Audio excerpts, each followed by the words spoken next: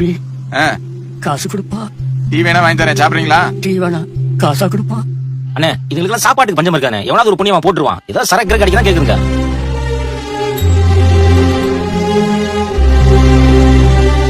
ஆமாமா, இன்னைக்கு பள்ளிக்கூடத்துல பணம் கட்டணும் சொன்னல, இந்த இதுல 110 ரூபாய் இருக்கு.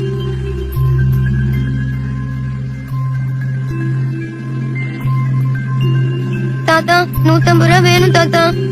இன்னும் காசு வேணுமா? சரிம்மா, நாளைக்கு கொடுக்குறேன்னு பாட்டியாட்ட சொல்லி பாருமா. இல்ல தாத்தா, இன்னைக்குதான் கடைசி நாள். இன்னைக்கே பூரா காசையும் கட்டணும், இல்லனா வெளியில அனுப்பிடுவேன்னு வாத்தியார் சொல்லிருக்காங்க. இதுக்குதான் நானும் உங்க கூட வரேன்னு சொன்னேன். நானும் வந்திருந்தா இன்னும் கொஞ்சம் காசு கிடைச்சிருக்கும்ல. படிக்கிற பொண்ணுமா, புத்தகத்தை மட்டும் தான் தூக்கணும், பிச்சை தூக்க கூடாது. இங்க வாமா. பாப்பா இன்னைக்கு பள்ளிக்கூடத்துக்கு பணம் கட்ட கடைசி நாள்.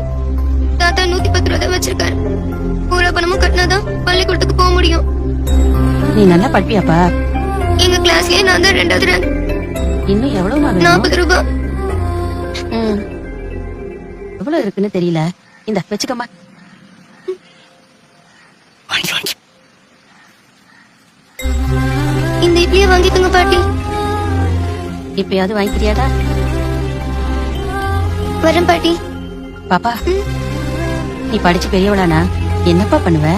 இனிமே எங்க பரம்பரையில யாரையும் கஷ்டப்பட விட மாட்டேன். நீ நல்லா இருப்படா, போயிட்டு வா.